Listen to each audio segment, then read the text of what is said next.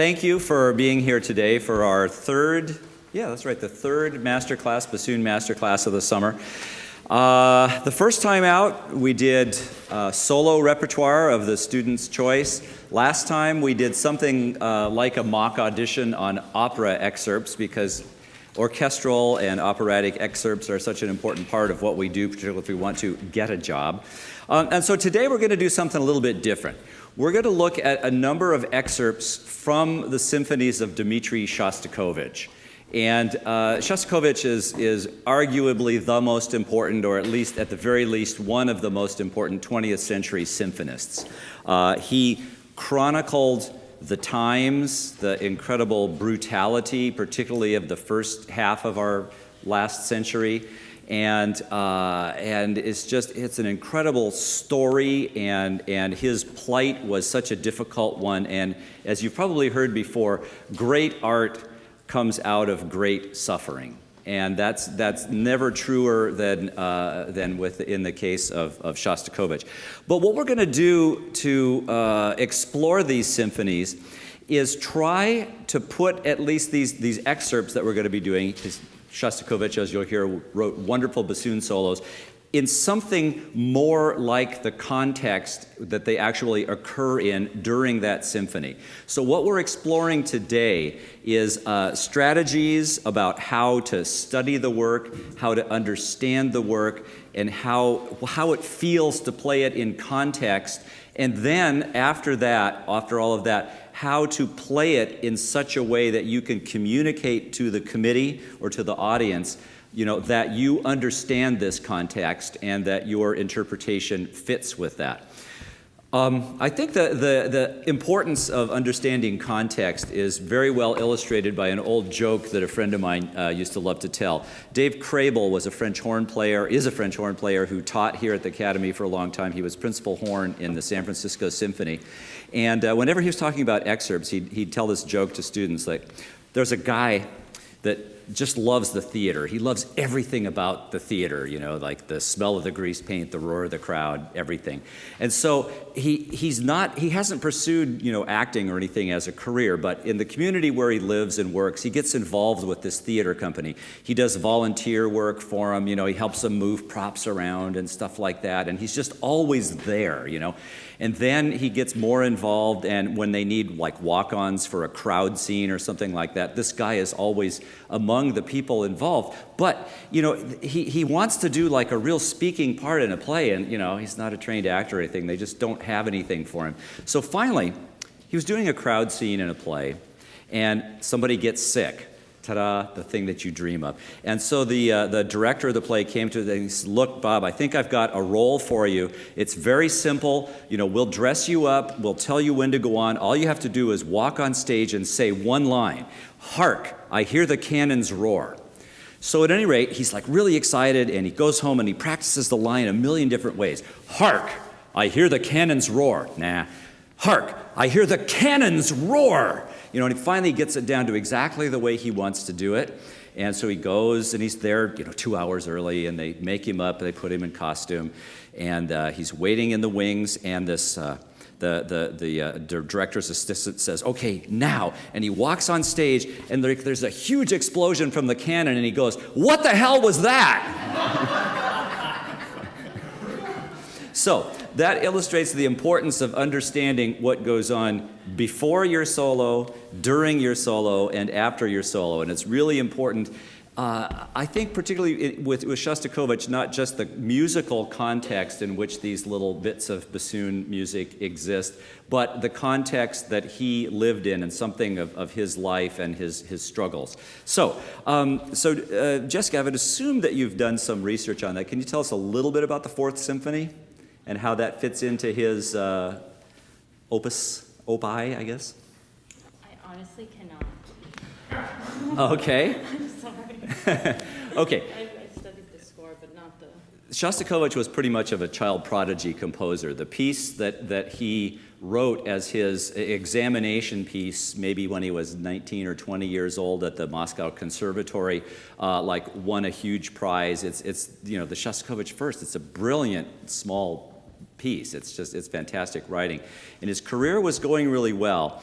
he wrote the Fourth Symphony, which is a big, expansive piece that's just, ruminations about everything in life and probably some kind of commentary on things going on in the Soviet Union hidden in there somewhere.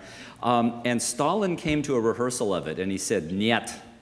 We will not produce this piece. This is degenerate music. This is not piece that's becoming of the strong character of the Russian people." And so from that day forward, Shostakovich kept a suitcase full of clothes packed by the front door of his apartment in case they came for him in the night, because they were coming for a lot of artists in the night at that time.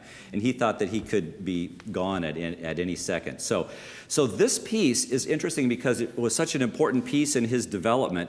And then because of the actions of Stalin and his henchmen, his course changed. And he wrote the Fifth Symphony then was, this piece was not played then at all. They just pulled it. And then the Fifth Symphony was something like an artist's, his subtitle was something like an artist's response to just criticism, something like that. And so from that point on, Shostakovich pretty much had to make all of his commentaries about Soviet life and things like that in sort of code in his symphonies. So this was the last one when he was really, at the time that he wrote it, he thought he was free to do what he wanted to do. So at any rate, that's maybe even a little bit more than you need to know about it. Let's go ahead and just start with the first solo that I've chosen here. This is the part at number 31, actually. You're not going to play all of the... by the way, I gave you guys more music than what we're going to actually cover today, just because you should have it and you might need it later on for study. So this is like rehearsal number 31. Yes. And it's a little bassoon solo, but well, it's not so little. But let's just listen to this by itself, and let's just hear what you've done with your interpretation to this.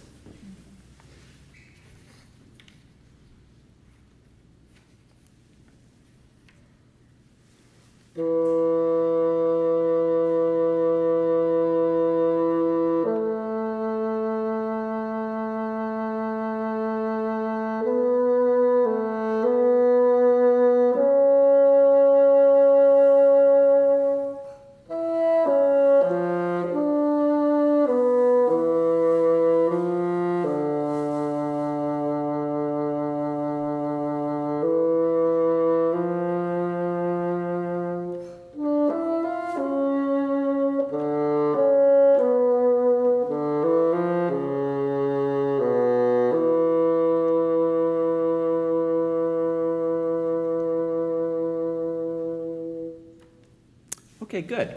Now, let's explore what else is going on at that time. And so, basically, do you have an idea of that from having... You probably listened to this, right? I have, yeah. So what's your accompaniment like at this point? I don't know what to say. Can we just... Let's just do it then. Okay. It's actually surprisingly for a solo like that has so few notes that each lasts so long. Ain't much going on. Okay, so Michael, and at first I wanted, you have their names in the program, but I wanted to thank Michael Marks on bass and Andrew Vanderpart on oboe for helping us out with this today. So Michael is going to start 2 bars before you come in, and he just plays on those downbeats. Okay. So I think let's take with your tempo. I think it's marked in the score 108. So it's about 1, 2, 3.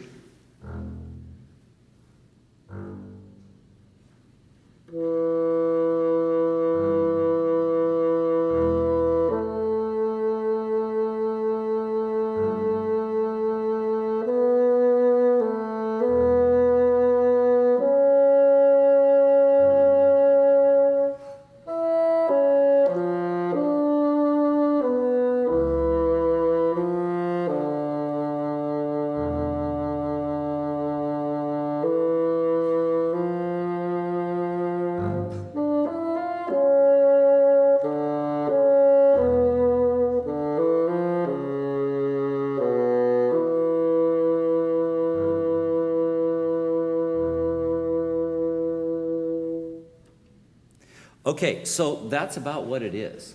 I mean, there's nothing else going on. So what does it mean when you have a solo like this that there's almost no accompaniment to?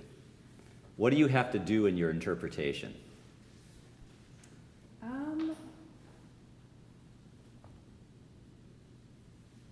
Like in the context of playing it in the orchestra. Yeah. Well, Project it more, but find out ways to make it expressive. So that it's not okay, just good. sitting. So you're not just with this solo telling part of the story. You're the whole story. Gotcha. Okay? And so I think long notes particularly. Okay, another way to say this, as a principal wind player, your job is always to do something interesting. Okay? Because, and particularly with something like this, you know, it can't just kind of sit there and hang out. I mean, it's not like Philip Glass music. It's like traditional Western music that always has some kind of direction. And so I think you have a pretty good idea of the direction of where the phrases are going. And why don't you just up the ante a little bit? Try this. Try starting it even softer and letting it blossom, maybe like arrive at that C sharp in about the 7th bar as a point, an important point, and then take it on from there and figure out where the high points are on that very last long note. Make sure that it always has some kind of direction, okay, like dynamic direction. Well, one more time, and Michael's going to kick you off with those first 2 bars.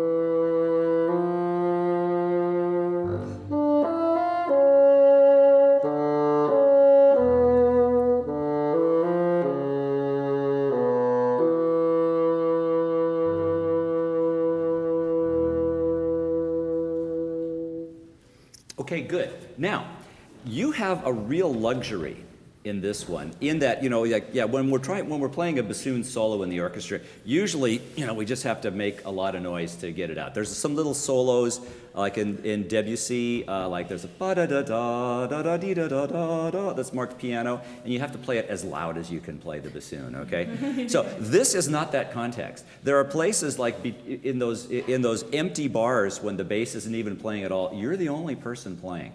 So you have the opportunity to really pull the dynamic back and play very softly.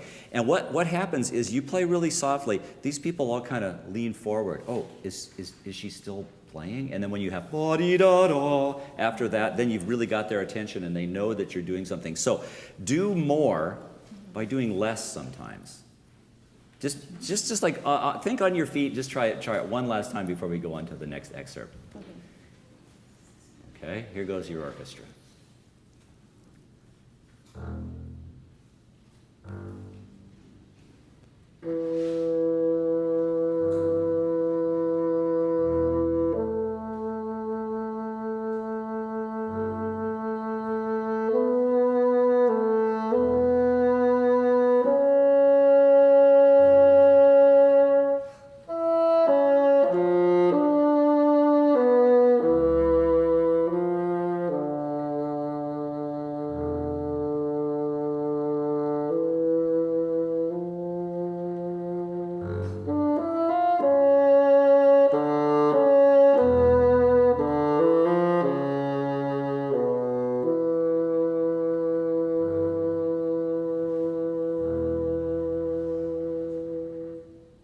Bravo. That was very nice.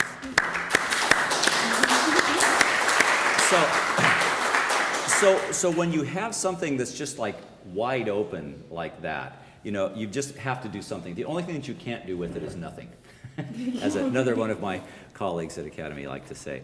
Okay, so the next one I'd like to look at here is the excerpt at rehearsal number 103. Are you doing that, or is that? That is indeed me. Okay, this is, okay, and that solo was kind of typical. The way we're going to do this class, we're going to look at the different kinds of bassoon solos that Shostakovich writes. This one is interesting because it's like a slow, lyrical, very lonely kind of solo, and I think that he chose the bassoon as a lonely sounding kind of instrument for that reason.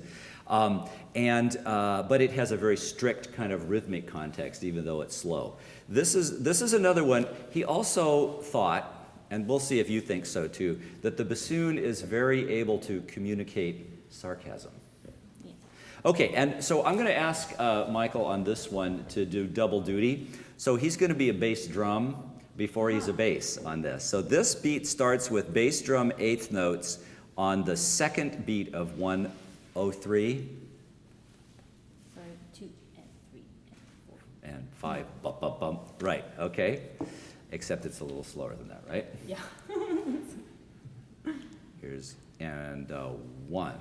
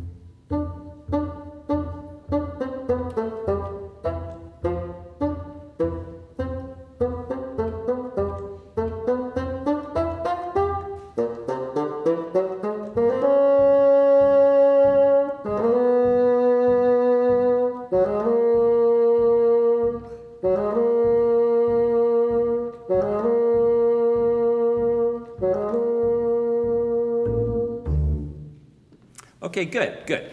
Let's see if you can like up the ante and jazz that up a little bit. I'm going to jump in and be a phantom contrabassoon player here. There's a little bit more context to this one than that. I'm going to provide it later on. It's kind of surprising, but it's good to know about. Okay, so how does one impart a feeling or the sort of mood of sarcasm and irony in this? The quality of staccato. Right. And Okay. the decay from the attack. Okay. Good. And I think you've really got that. You sound pretty sarcastic. I want you to sound a little. Really? I want you to enter.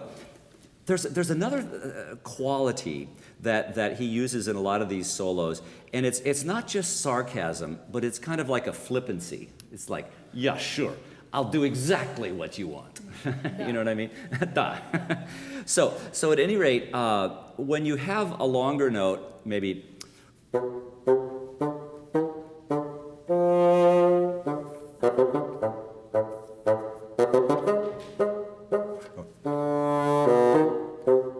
You know, that kind of. Okay, I think maybe we could go a little bit faster than this. Here's another tricky thing to know about all of the Shostakovich symphonies is that there are a few of them, 1, 5, 9, 8, 10, have pretty well entered into the canon of symphonic music that we play. But they haven't been around for long enough or been played often enough to develop strong performance traditions. So you will encounter from guest conductor to guest conductor wildly different interpretations of these. And one of the trickiest things about Shostakovich symphonies is that once in a while you look at some of the tempo markings that he writes that they just seem insane. You know, there's other parts of this symphony where the strings have this. It's like, oh my God, who's going to be able to play it that fast? And other things that like this solo that goes on for that long, doing sort of the same thing at such a slow tempo, It's really challenging, and it's hard to bring it off. And a lot of conductors face that challenge by just doing it faster. Yeah. So let's try it just a little bit faster, and like I say, I'll jump in and be contrabassoon just occasionally when you least expect it. Gotcha. Okay. A little faster, and here we go. 1, 2, 3, 4, 5.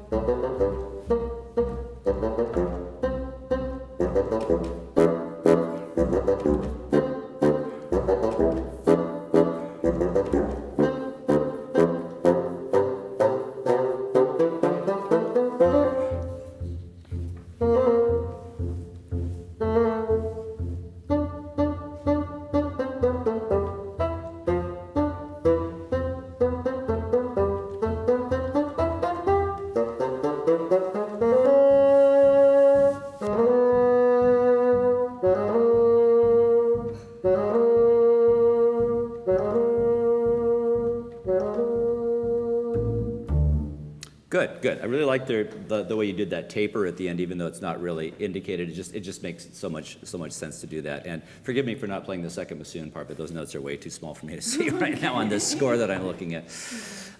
Okay, good. I think that there's a little bit more edge you could give it in one area, and that is when you have the grace notes.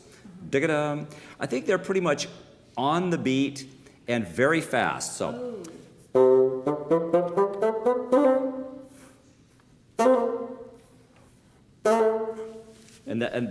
So I think that's more often the way that you hear them, and at any rate that adds another dimension to the aforementioned sarcasm.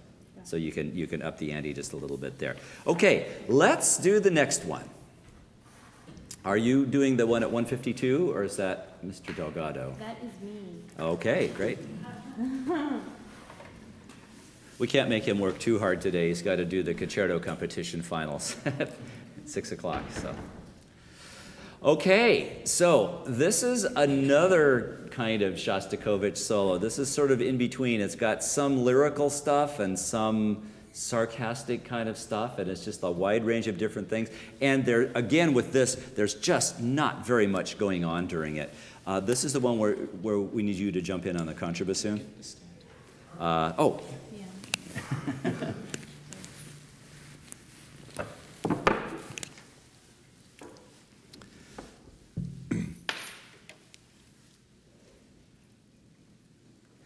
Okay, why don't you do this one once by yourself, and then we'll build the context, and then we'll have you do it afterwards by yourself again and see what changes. Cool. Okay?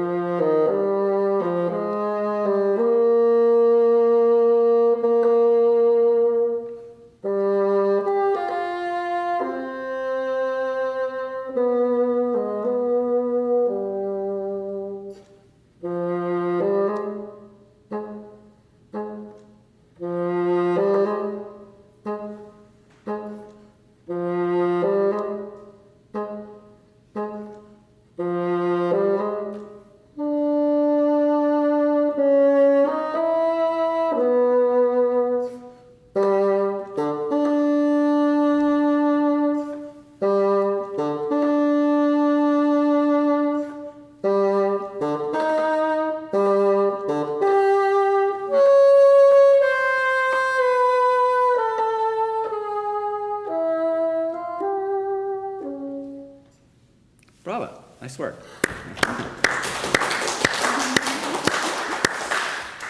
Okay, now let's add the accompaniment and see if some other ideas come to mind during this. First of all, I want to put you in mind of maybe something that would be worthwhile thinking about while we do this. Why would this be on an audition? Sometimes it is. I've seen it on lists before.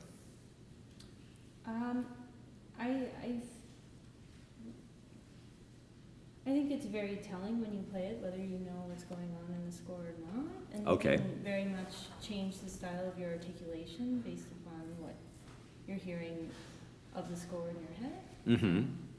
I also think stability and rhythm, variety in articulation, Mm-hmm. Dynamic. Right. Okay, good. So do more with all of those things.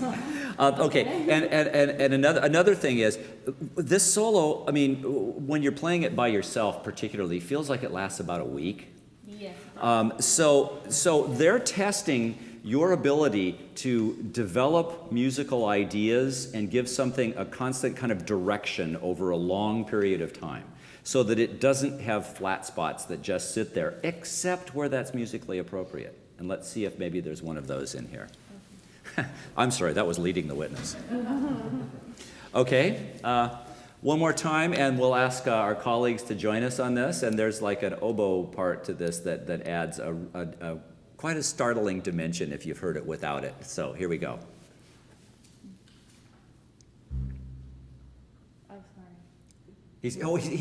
I'm sorry, he starts right at 152, and he's on 1 and 3, right? Okay. So here we go. 1, 2, 3, 4. 1,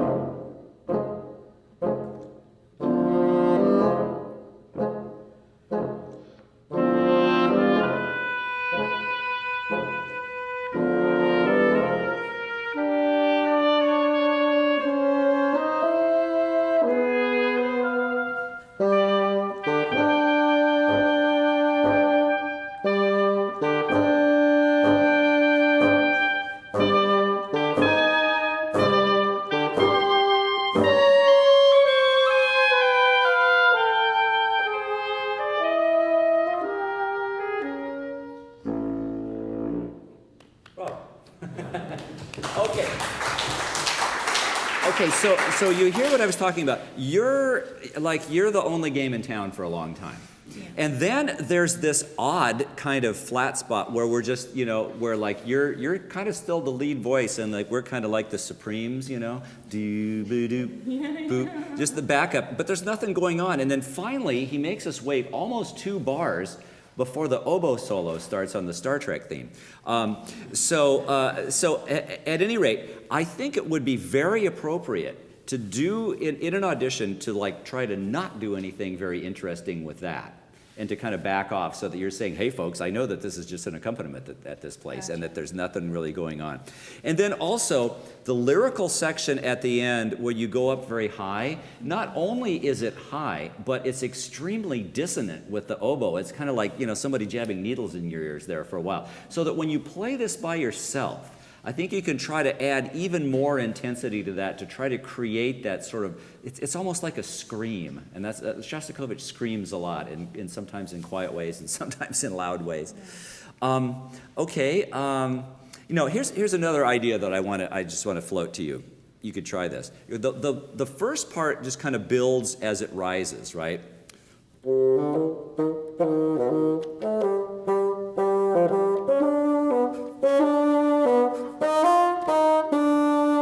So you have the same thing twice, and then it culminates in the third time. This joke form. It's always like the first guy walks into a bar, and then the second time guy walks into the bar, and then this horse walks in a bar. So at any rate, it's always the third time that's the punchline. So that's where you're going to. Now, why not kind of hold the intensity level up there?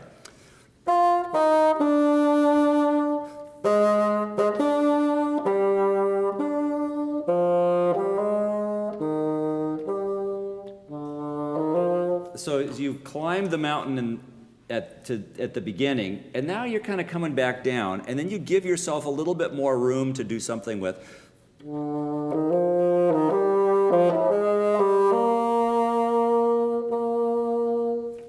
Gotcha. So I mean, so that you put more direction into it. One last time with our orchestra, and then you get to do it by yourself.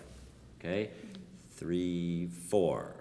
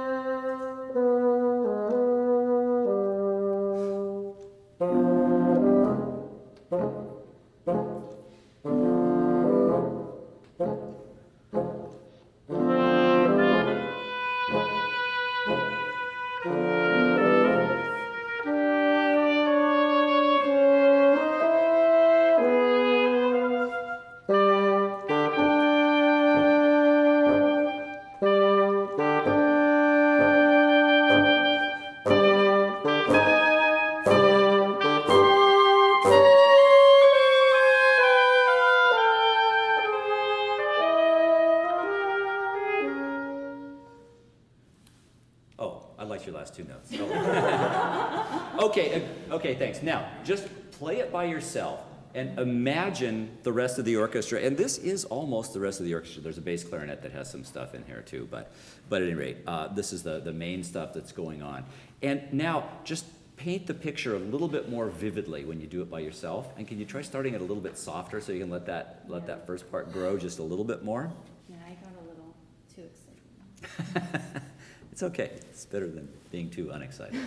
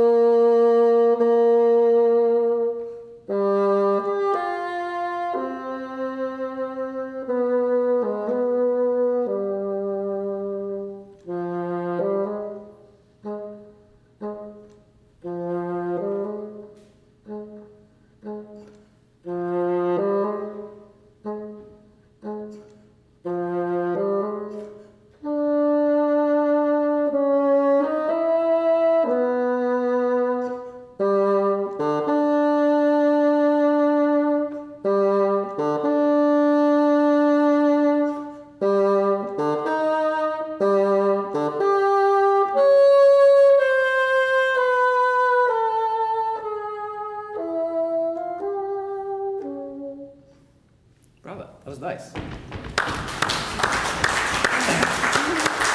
Okay, so it just seems so much more vivid, and I think you could probably even do more with like using like less vibrato or even no vibrato on the accompanimental parts, and then immediately where it goes back to a solo, go with without increasing the dynamic a lot, add intensity in the vibrato in the tone.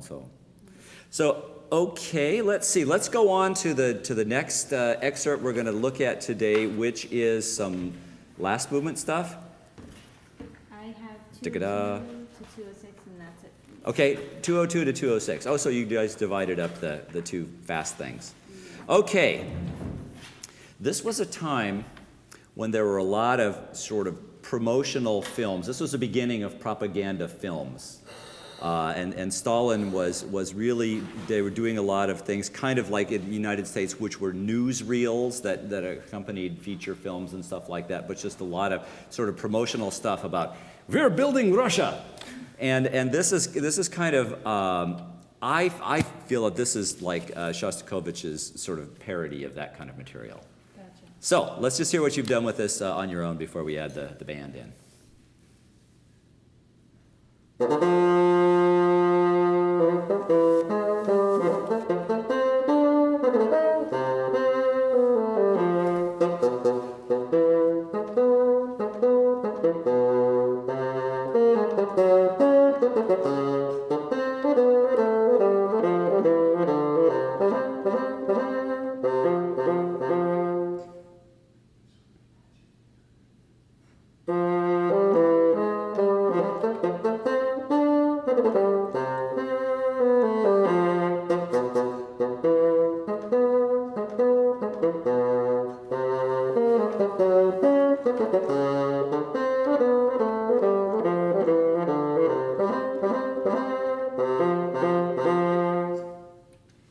Okay, good. Bravo. So again, I think the idea of having the bassoon play this kind of piece, or this kind of music at this point in the piece, again, it's a use of irony, you know, like the bassoon as like this cheerful worker bee instrument, you know. But I think that there are times in this when the articulation changes that you could introduce a little bit more phrasing. So emphasize the legato in contrast with the staccato, and then reach into your sarcastic drawer for a lot of those staccatos. Now, Michael is about to play basically all of the accompaniment that's going along with you at this point, which is another thing that's kind of funny, because you've got this huge symphony, you've got like all the brass players in a known universe on stage and percussion, and there's like really loud things, and then all of a sudden there's like a bass and a bassoon just kind of go boop deep boop deep boop deep boop. So it's again kind of his parody idea. Michael has 4/16 notes pick up into 202. Two in a row. Tickety. Yeah. Ticka ticka da da da da da da ticka dee. Like. What? Okay. I don't know. We'll see.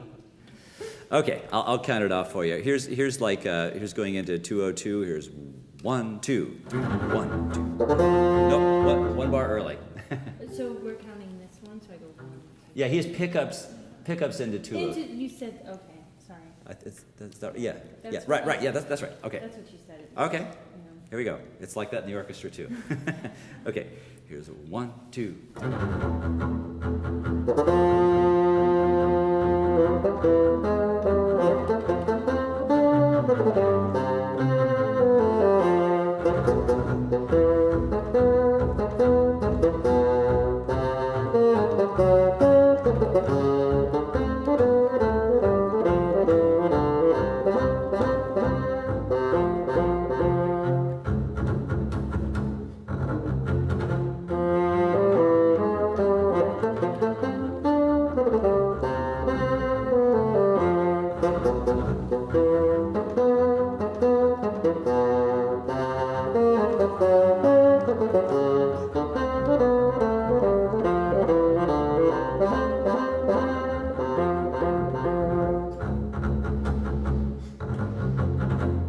Okay, good, thank you. So that really,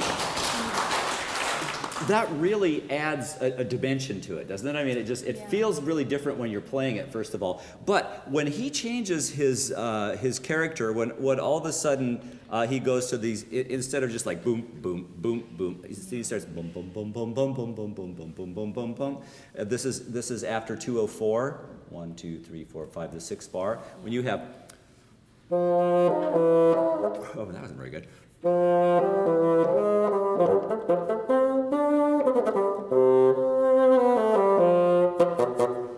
You know, just try to really put a lot of, you know, imagination and differences in articulation.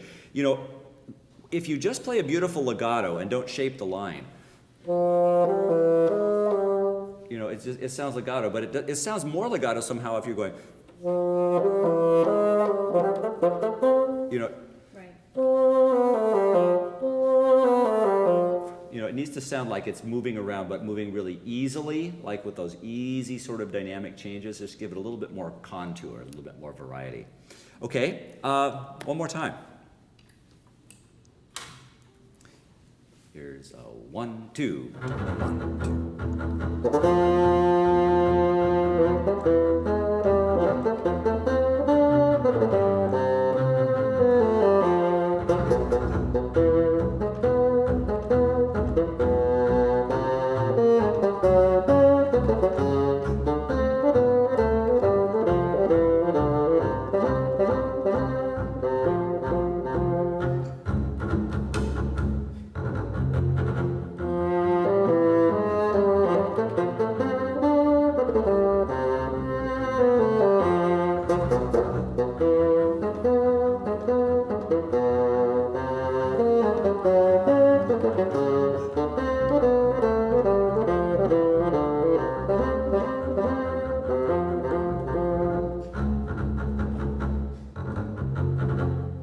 Good. Bravo. Bravo. Okay, the material comes back later, and I think Frankie's going to do that iteration of it, and it changes a little bit at that point. But hopefully that gives you an idea of the kind of things to work off of. Look at changes in the texture of what's accompanying you, and figure out how you can use that to play off of, to do even more with your part, and really create an interpretation. So. Thank you. Thanks, Andrew. Of course, you could bring along a double bass like that, can't you, to your audition? Oh yeah, right. No, yeah, you absolutely have to, but he's in there. and that's the point of all this, is that you have to have a visceral sense of the accompaniment and what all's going on.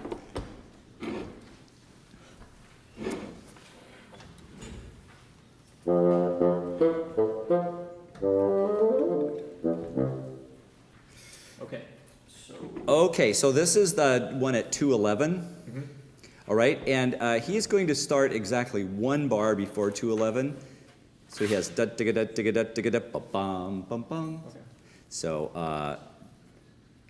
actually, why don't you just go ahead and do this by yourself first? We'll follow the same pattern that we've used before. So take one pass off.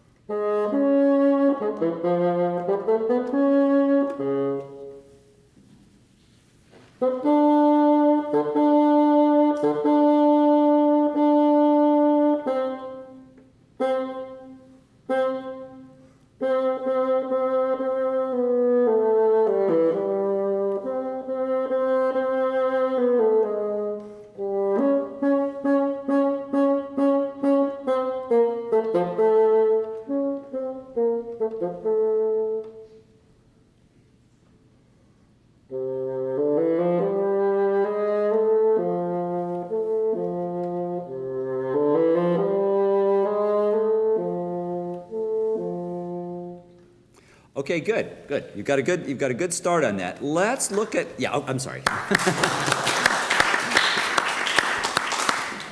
I didn't let your audience appreciate you.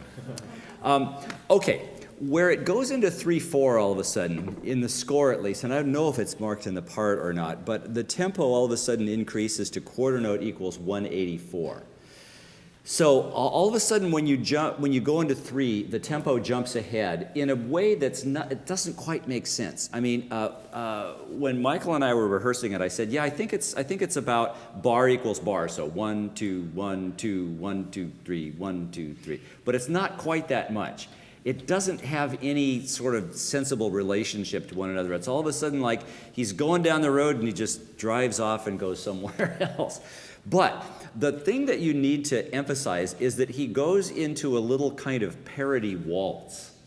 And this 3/4 section needs to be very, very waltz-like. Bum beam, ba ba deem, ba da ba dee, bum boom, chuck, chuck, boom, chuck, chuck. Almost like a Wiener Beats kind of waltz, okay? So you're going from the worker bee music to all of a sudden this waltz, which kind of morphs into this weird popular song, this I'll be loving you always, always, that kind of thing. And that was a style of music that was very much in the air, during this time. So it has to, all of a sudden, you've gone from the concert hall to sitting at home listening to the radio and popular music. So see if you can throw a little bit more of that in. Okay, let's have Michael start now in the bar before 211, and he's going to be your oompa sauerkraut section here. Okay, here's like 1, 2, 1, go.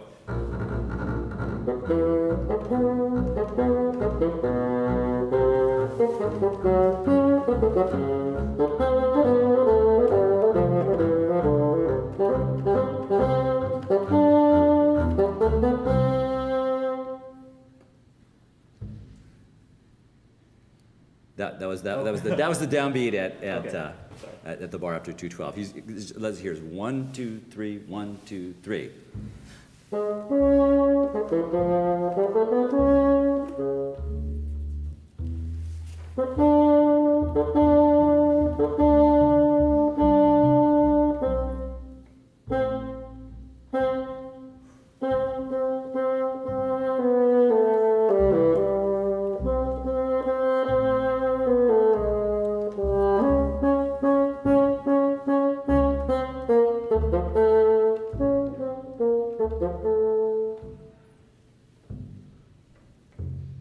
Your popular song.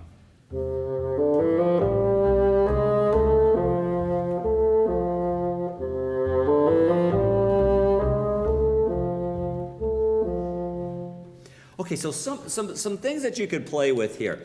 You've always got to take what's really on the page and in the music and work off of that. So he gives you like a pretty strong hint here. If you look before 214, about 8 bars, there's a subito piano with a crescendo all of a sudden, crescenda, as they say in Russia, to a forte with an accent on the D flat, which is kind of a nasty note on the bassoon, right? So I think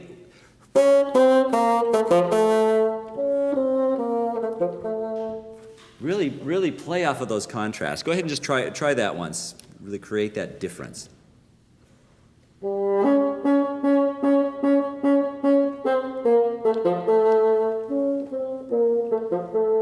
Now, let's go on to the little bit that I described as the popular song part, and see if you can find in your bag of arrows back there a different kind of vibrato, maybe. More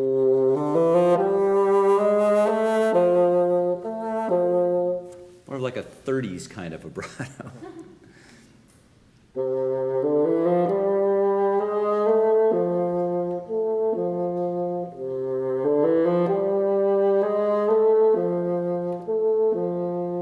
Good. I think that would create a really nice amount of contrast in this. And it's more than just you bringing this music alive with your interpretation. It's you inspiring your colleagues. So like maybe with the oboe players thinks, oh, that's really cool what Frankie did. I'm going to do something kind of like that. I'm going to do him one better. You know what I mean? And when you get that kind of dynamic bouncing around the orchestra and people playfully experimenting with different interpretive sort of devices, in different interpretive techniques, then it really starts to come alive. You know, it's like we tend to think sometimes that we're just trying to recreate, you know, some ideal that the composer has actually created and set down to paper. But this is pretty sketchy. There's not a lot of information in that, and so much of what we apply to it, what we bring out of it, is stuff that we understand because of the context of other music that's written, of other music that the composer has written.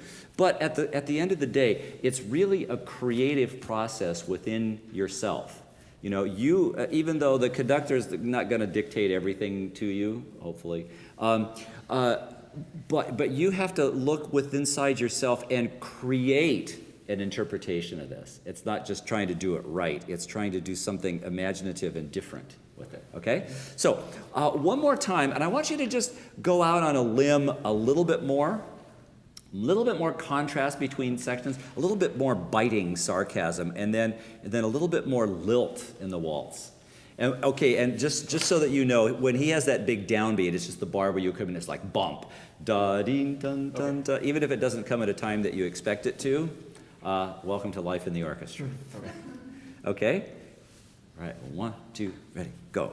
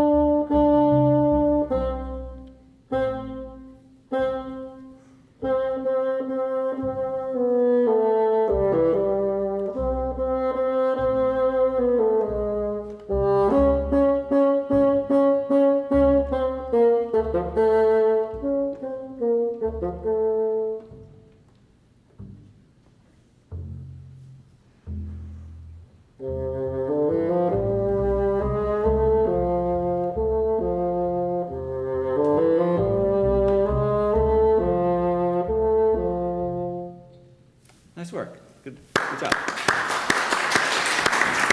Okay. Thanks, Michael. Appreciate it. So, since you're sitting in that hot seat anyway, why don't we go on to the 7th Symphony? You know, obviously I've given you full parts to the 4th. There are other sections that are somewhat anxiety-causing and really good to look at, so I just wanted you to have those to study, mainly for like when you actually do it in an orchestra. There's not as much other audition material in it. So, okay, Symphony number 7, the Leningrad. What do you know about this piece? Kind of an interesting fact, I guess. During its premiere, when it was dedicated to that city, I guess when Shostakovich needed his musicians, I guess at that time in Russia, a lot of these musicians were actually starving and actually dying out, and you know he was really in search of people to premiere this symphony. So I know that for sure. Right, it was written during the siege of Leningrad, which actually went on for years. I mean, it was like horrendous, and the Germans had surrounded it, and they'd cut off almost all of the supply lines, and people were just doing whatever they could to survive. And this piece was written as a testament to that time. That's a really good book by and about Shostakovich, Testament, by the way.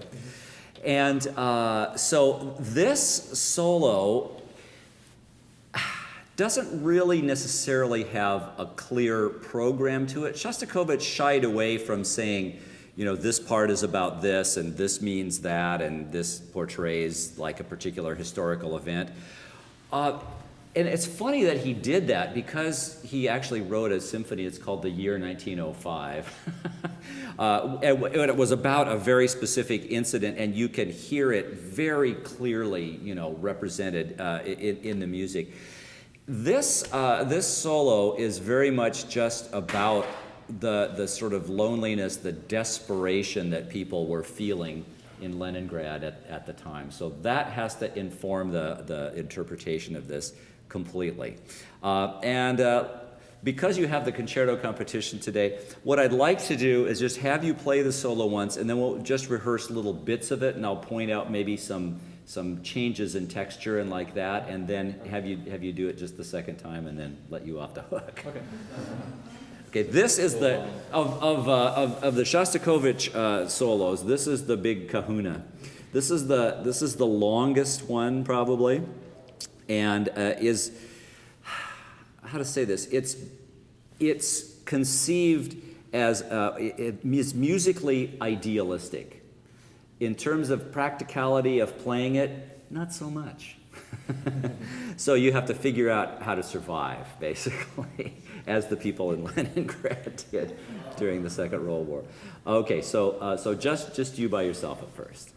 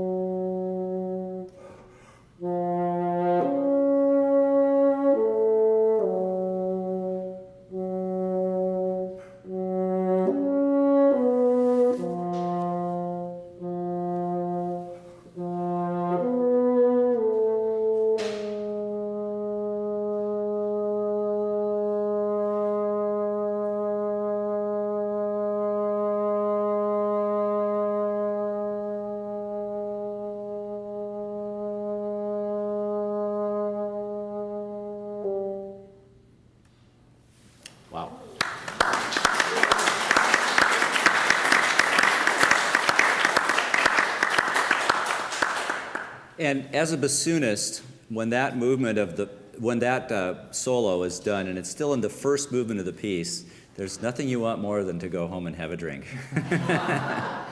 It's just for your benefit out there. Everybody up here knows it. It's extremely challenging, basically, just to get through it. So, you have chosen wisely of your reeds, my friend. That sounded like one that you had a pretty easy command of and control over. It wasn't fighting you too much. And I've heard professional recordings of this. When you get to that last long A flat, and the bassoon is just kind of going, just trying to hang on to it, you know. So, yeah, it always feels like that, even if it doesn't sound like that. So good. I just wanted to point out to the rest of you, he was very smart in the way he did a lot of that. He used a lot of the half notes to get breaths maybe after both of the half notes. Beam, bum, ba, dee, da, da. Sometimes maybe an out breath and an in breath. I don't know if you did that, but it's something that can really help in this, and it was also very good. Also, When he got to the last long note, he gave it even a little bit more direction. There's a little swell towards the middle of it, and then coming away, and then before the final swell and diminuendo at the end. That it keeps it interesting. It keeps something going on, because now we're going to explore the fact that ain't much happening during this. Natasha,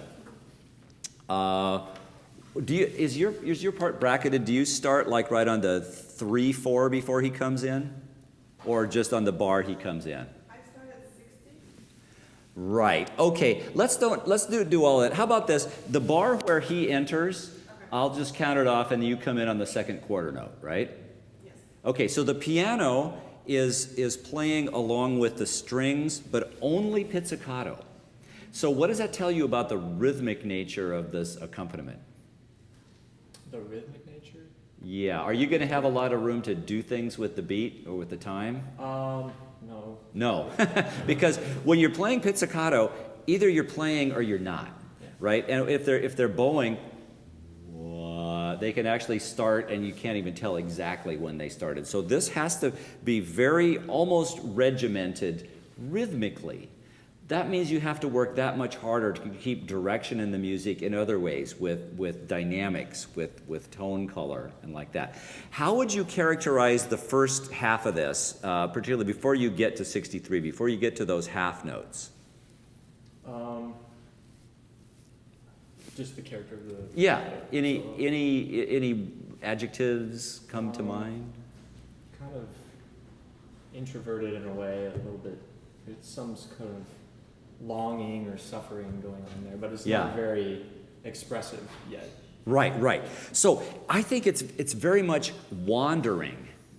Okay, and I've heard. Okay, I don't know if this is probably some bassoonists like fantasy or whatever, but I heard someone say that this represents a mother wandering through the bombed out city, looking through the piles of rubble to see if she could find the remains of her son, who she knew was out there with the army. And so she's wandering, she's searching, she's unsure of what's going to be around each bend. And then there's a point in the middle where there's some kind of catharsis, where everything changes. And as you'll feel soon, the accompaniment changes as well. And then it's a much more expressive kind of thing. It's kind of like crying out, which gradually kind of just falls away and diminuendos down back to desperation where we started. Okay? So that I think that emotional kind of roller coaster ride that he sets up in this is you can see it in there. It makes sense. Okay? So we're wandering now.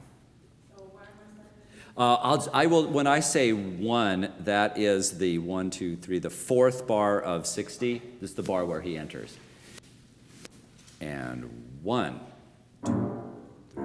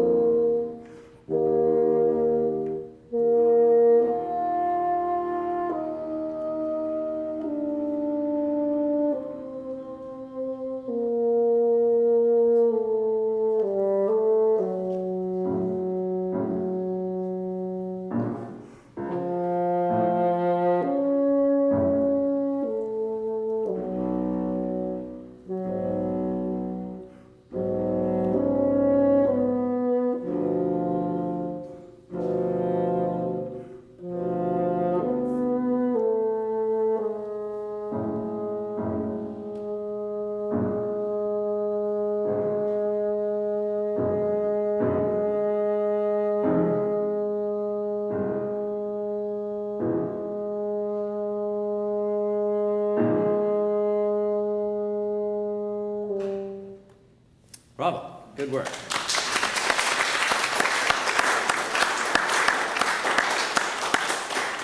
Okay, and congratulations on keeping going, even though I couldn't find the page of the score that I needed there.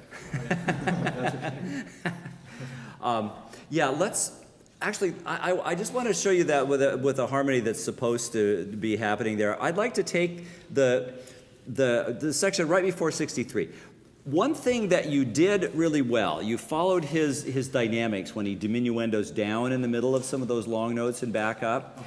I think you could do that. In fact, I know that you could do that even more, because this is the whole context of everything that's going on. So it's other than you playing that long note, there's nothing going on. So you can just completely come away almost to nothing and then bring it back, and it's going to be a very sort of dramatic effect.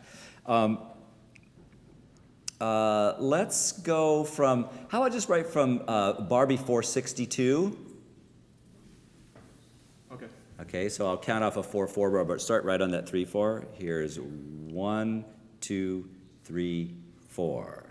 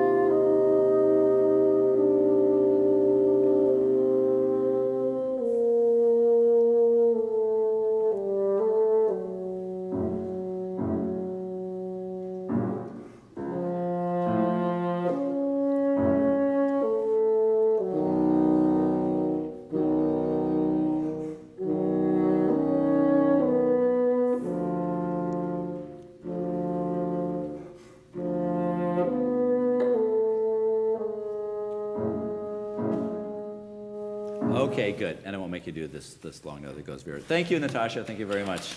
Bravo.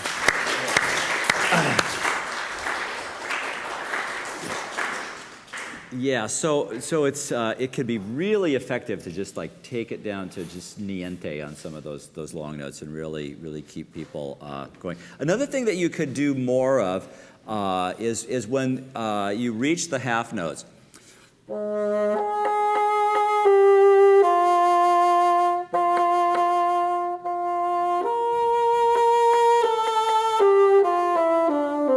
So just really, like juice up the vibrato as much as you can to point out that it's a different character. Okay. Okay? Mm-hmm. Good. All righty, let's go on to the 10th Symphony.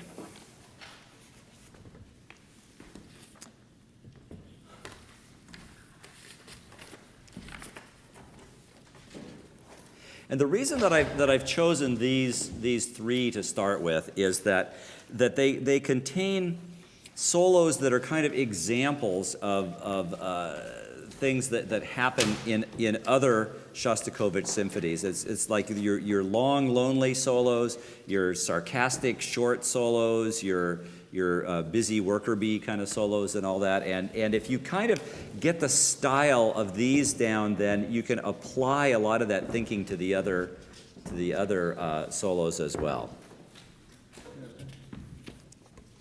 Okay. Play a note first? Yeah, absolutely. You've only been sitting for an hour and a half. Yeah, absolutely.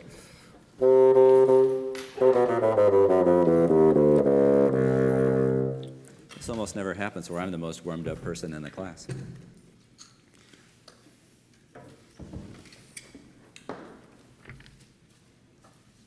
think I'll warm up pretty quickly. Yeah, okay.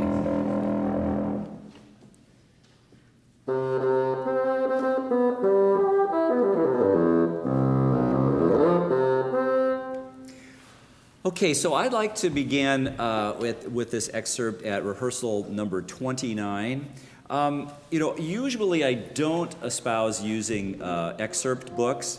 It's just that this one is actually good because it has the right notes in it, and most of them don't. And also, it gives you actually more context than just having the part, because it's got like the second part and the contra part on it too, which is why I wanted you to have this. This is from Saul Schoenbach's book, the 20th Century excerpts for the bassoon. So we'll continue with the same pattern. Why don't you just do this first solo by yourself, and then we'll inform it with our accompaniment.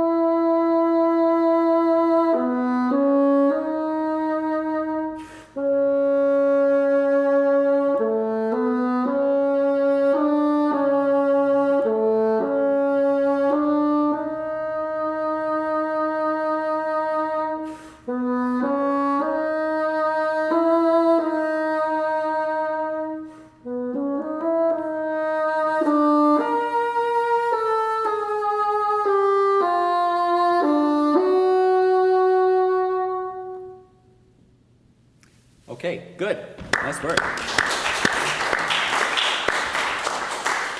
However, that's what we always, that's the standard joke in orchestra when a conductor will stop and he'll say, good, and somebody in the orchestra will go, however, because there was a reason that he stopped.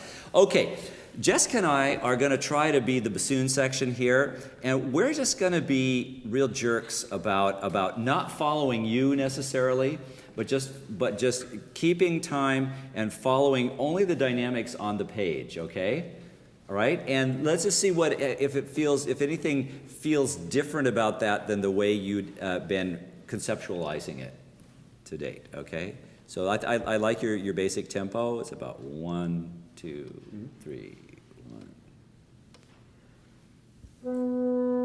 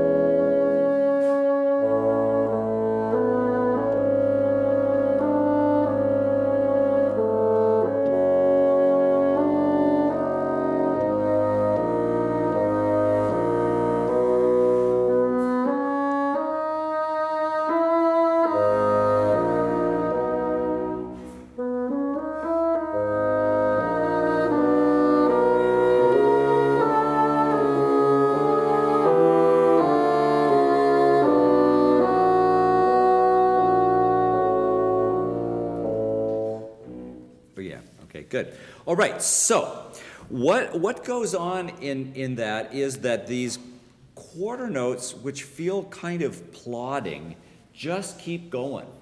And this is like unlike the Ninth Symphony. This is not a solo that you have the opportunity to really do very much rubato, except within a couple of beats here or there, or within a bar maybe, when we're not moving. I think that you need to figure out ways to do more with the phrase while doing less with the rhythm. This is kind of like, the thing that the Frankie just did in the seventh, where the beat is kind of just locked in. Chung. This is not locked in with like short notes and pizzicati and things like that, but this kind of inexorable force of this dee da da dee da dee, which are the first 6 notes of the piece, by the way. So in other words, try to not mess with the rhythm as much, all right? And then also, when you get to places where you want to really move the dynamic forward and make the phrase grow, look at it and realize that the accompaniment particularly does not do any of that. So like maybe a device you could try, again, I'm leading the witness here, a device that you could try is to back off a little bit more at some point so that you've got the opportunity to do more with moving it ahead dynamically. Okay? I like a lot of what you're doing. Let's just make sure that it has the best possible sort of long direction to it. Okay, one more time.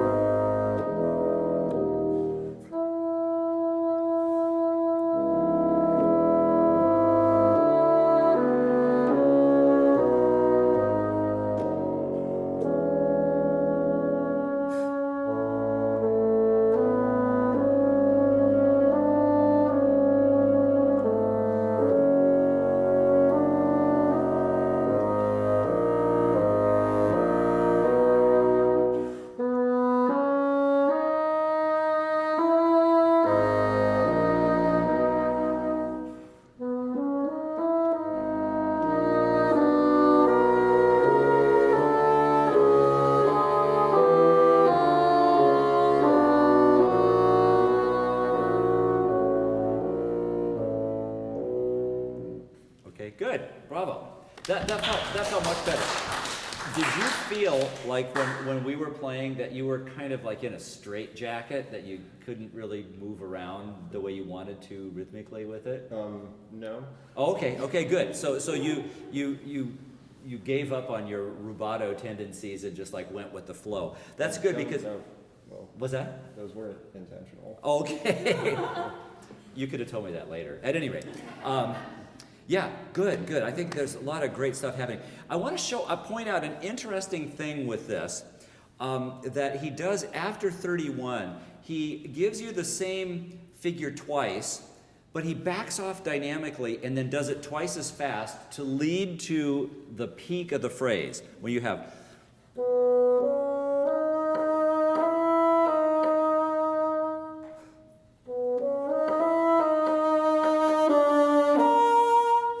he does the same thing, and then he backs off and he compresses it, and then that's what really shoots you forward. So I would say, think about that and see if you could find ways to use that even more effectively to kind of bump up your interpretation just a little bit. Okay, let's go on to the next bit here. Are you doing the... No. Okay, this is Kai's turn. Finally, Kai gets to play something besides the contrabassoon.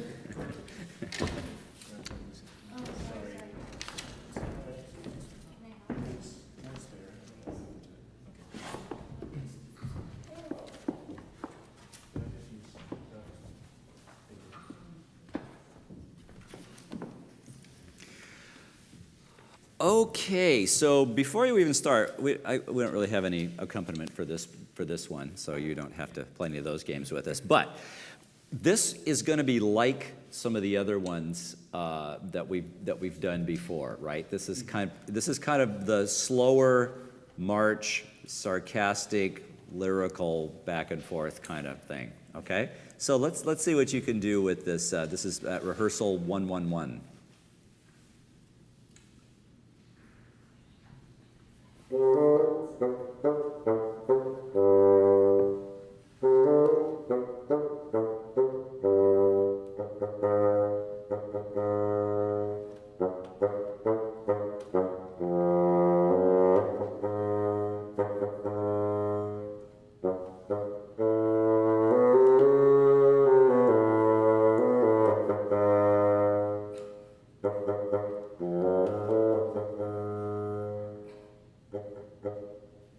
Okay, good. Okay, you've captured some of the sarcasm, and I think that you have an opportunity. This is pretty static, isn't it? It kind of just does the same thing, and then it does the same thing again, and it does the same thing in a slightly different way. Yeah. And then you have an opportunity to really do something with the swell. So that's where you can make your difference in this one. And also, does anybody have a little metronome thingy handy? Okay, you're just going to have to trust me on this. That was quite a bit faster than 138, which is what it's marked. Let's see, like that's like 144, and this is probably actually done oftentimes a little bit slower than 138. So I wanted you to experience the agony of having to go slower than you want to on this, and still do something with it. Let's say you have like an old conductor that's just always slowing down. Okay, do do do boop boop boop boop boop, kind of like that.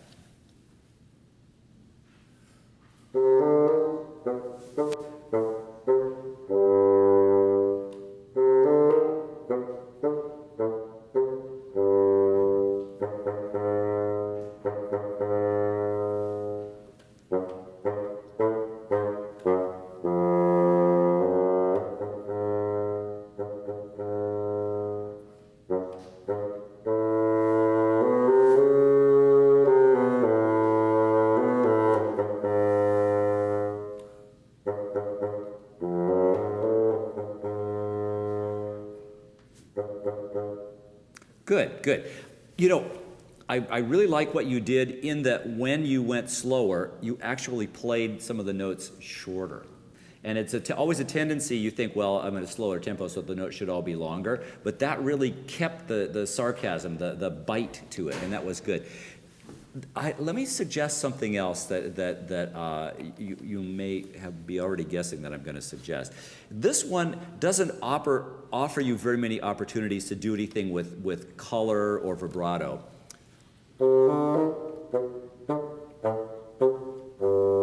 It would sound kind of dumb to go.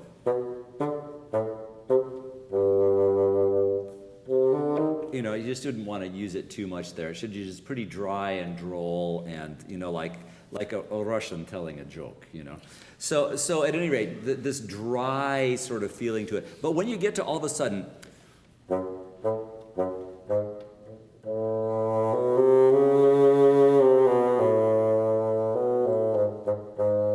then all of a sudden you can almost use the vibrato in an ironic sense. So all of a sudden it's kind of like fake expressive. Okay, so right, good. I think that's but that really bumped it up a notch. That you really crisped those notes up even more. Okay, let's look at the next solo. You're on for the next one? Okay, tell me about this one. Have you listened to this for context in the orchestra? Yeah. Okay, what's up? There's nothing really going on. There's some chord changes in the strings as the solo progresses more, and then the woodwinds pick up right at the tail end of the phrase. Right. Okay, good. So this one is kind of unusual in the Shostakovich solos. It's more like the one in the Ninth Symphony, where it's really your tune, where you can really play with more rubato, you can move it forward, you can bring it back, and it's easy for the conductor to follow you and get the strings to accompany you because they just have some bowed chords that change very slowly. And so you have a real opportunity to do something quite different with this one, which tells me that you don't only have the opportunity, you have the obligation to really do something different with this. So, okay, let's hear your lyrical solo.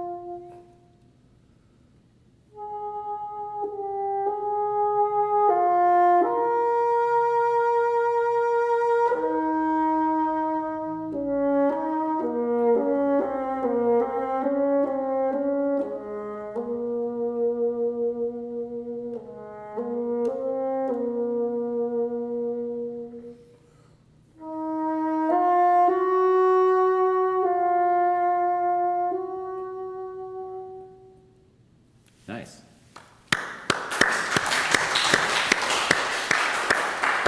And let me point out, in this solo, there's the very same device that he used in the first movement solo, where he takes the same 4 notes and he compresses them a little bit. He makes them like sort of at the peak of the phrase, and then he backs off dynamically and then lets the repetition of that part move it forward to the actual peak of the phrase. And what I'm talking about is at the end of the first line, the way it's printed here.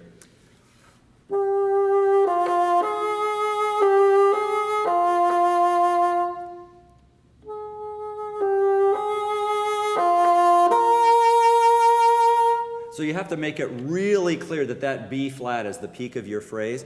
And one of the things I kind of thought that you carefully aimed and shot yourself in the foot was at this first bar here, you did a nice taper at the end of it. And then you start at piano afterwards. If you're going to try to make a dramatic statement by starting something piano, it makes sense to play it even louder beforehand. So keep your dynamic through.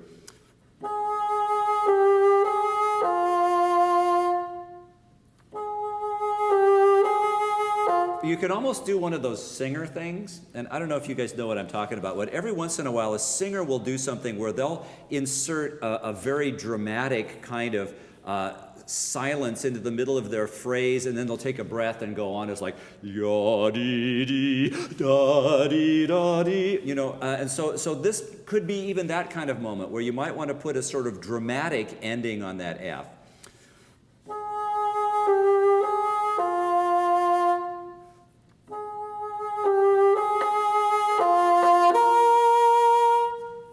Okay, it might seem a little over the top, but it's good to try over the top so that you find out where the top actually is. Mm-hmm.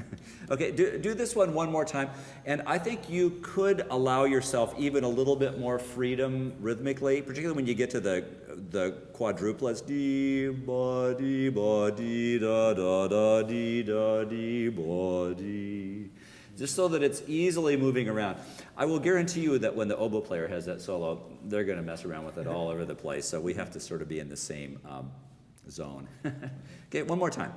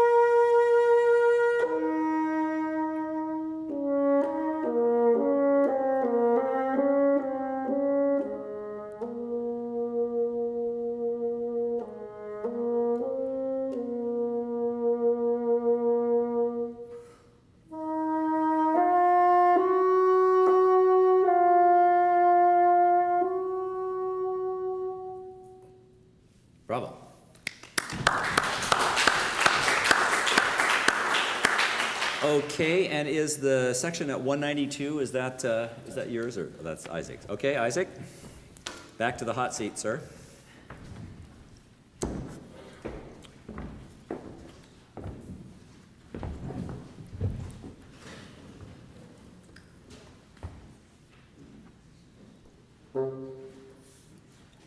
Okay, meanwhile, back to We're Happily Building Russia.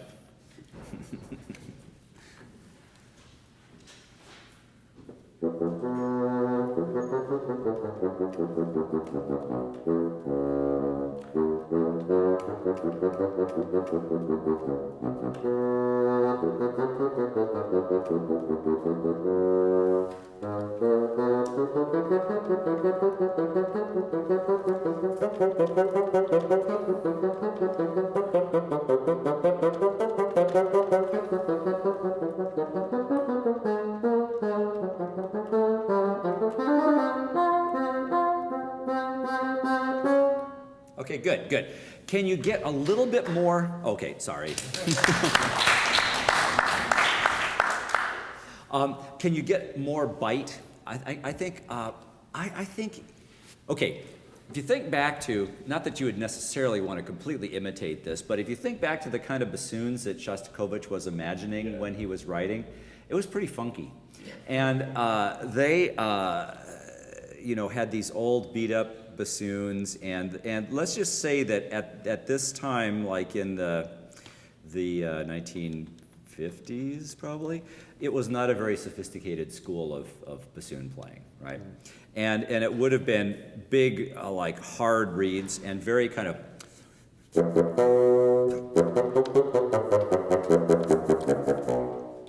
so be crude bassoon player. Yeah, but not sharp. Yeah, yeah. So I would say for this, you might have a different reed than what you're going to use if you're actually performing the symphony. You've got to do all this high singing stuff, and then all of a sudden, something else comes out of the water and onto the end of your vocal. Okay, so give me some bite here.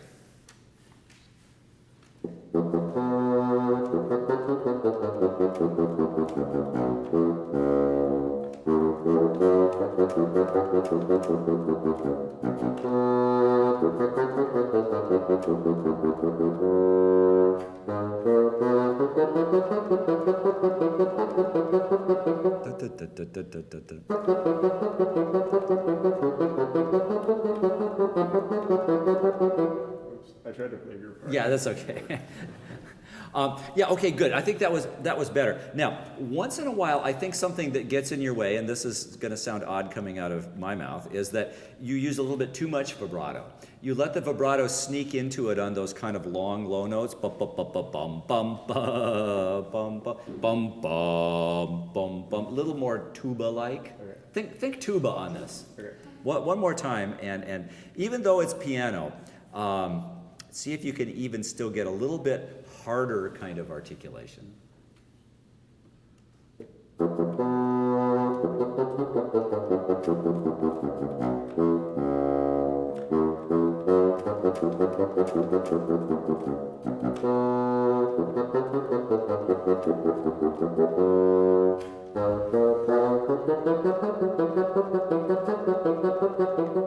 Okay, good. I think that's going to be much more effective at just projecting that kind of, mood that he creates. This has also got a kind of like sort of accompaniment going on, so it's kind of like some of those other solos. Okay, let's look now at one of the ones that I asked all of you to prepare, and since you happen to be sitting there, how'd you like to play the Ninth Symphony solo? Let's go. Okay, so let's have a look at the Ninth. This is really an extraordinary solo in that in this little piece that he creates all of a sudden this big bassoon moment where the bassoon takes on the voice of the individual crying out against the injustice of this oppressive state. And I really think that is exactly what he had in mind with this. So. Yeah, let's see if I can find it in here. Does anybody have their ninth part handy?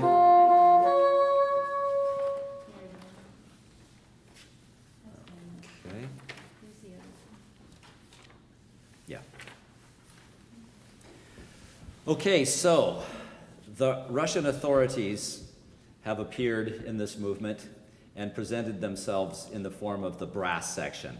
This nasty bum, ba-ba-bum, ba-ba-bum that a bassoon would not have any hope of competing against. And then a string chord sort of appears from nowhere at the end of the brass fade, and the bassoon is left.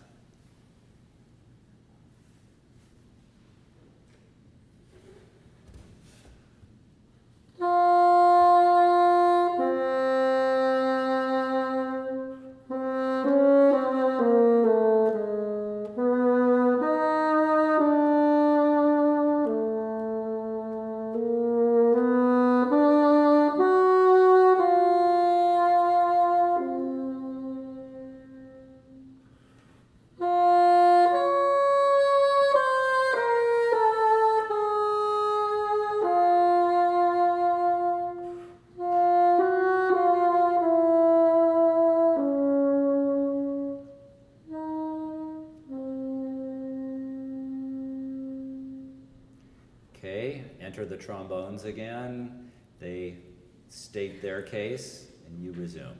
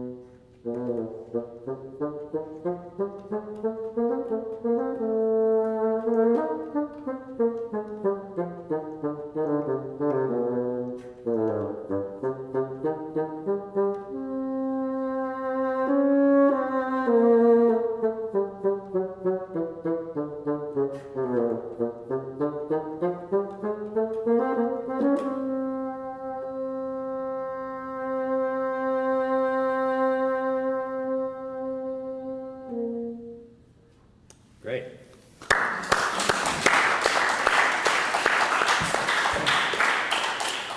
Okay, have you looked at the score to this? By any chance? Can I look at this part for just a second, just the first page of it here? It's very interesting because, yeah, it's exactly what I thought. At the beginning, it's eighth note equals 84, and then it goes twice as fast at the bassoon solo, so it becomes quarter note equals 84. Mm-hmm. So this is twice as fast as the trombones thing at the beginning. So I think it seems like it feels like you're a little bit stuck, first of all, at the beginning in a rigid sort of tempo, in a tempo that might be actually slower than what Shostakovich indicated. Okay. One thing that I found useful with this solo is, like, I can tell from the way you played it, you've thought about how it's constructed. It starts with this descending fourth, that repeats itself, and then that descending interval sort of morphs gradually, into a half step at one point in here. So, but it's all built off of that descending interval. I think it can add a sense of motion and sort of development to it if you always emphasize those and treat the other material as the sort of connective tissue that holds it together. So I'm suggesting this as a possibility. I'm not trying to dictate that you should do my interpretation. But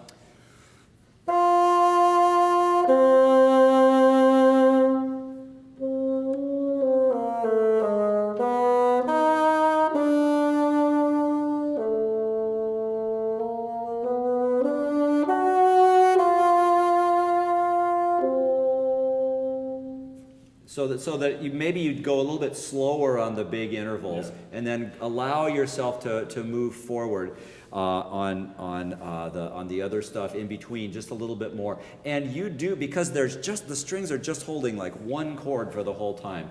And you can do anything you want, and the conductor can't do anything about it. Yeah. So it's really in the ball's definitely in your court at this point. And can I point out one more thing about this? When you get to the peak of the phrase da dee da da da dee da diminuendo, mezzo forte, da da da dee da, piano. So I think he's indicating very clearly sort of terraced dynamics, which over time creates a diminuendo. And another thing that I very much appreciated about what you did is that once you got to the 3/4, like the A flat at the end, you kept the tempo pretty rigid. Yeah. Now, to my mind, what's going on with this in 1 minute or less is that the individual, this is the voice of the individual crying out for some personal freedom, crying out for, this against this sort of crushing conformity that people had to live with at the time. And so that C flat is kind of a moment where everything changes.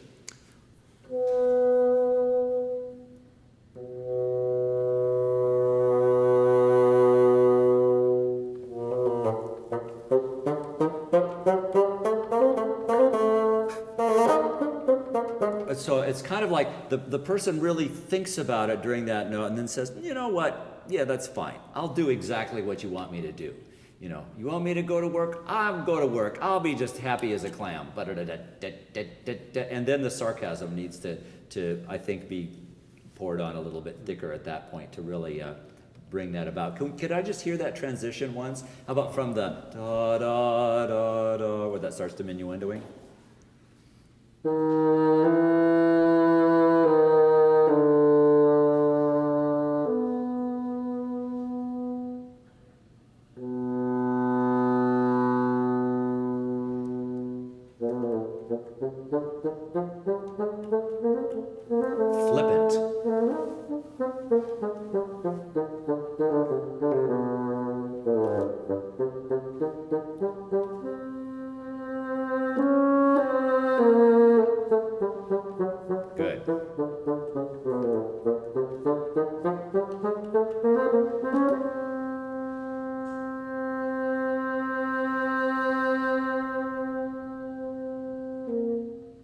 Great. Good job. Okay. Thanks, everybody. Hopefully you can use a lot of these ideas as these symphonies show up in your folders and your orchestra jobs, which you will undoubtedly eventually have. Okay.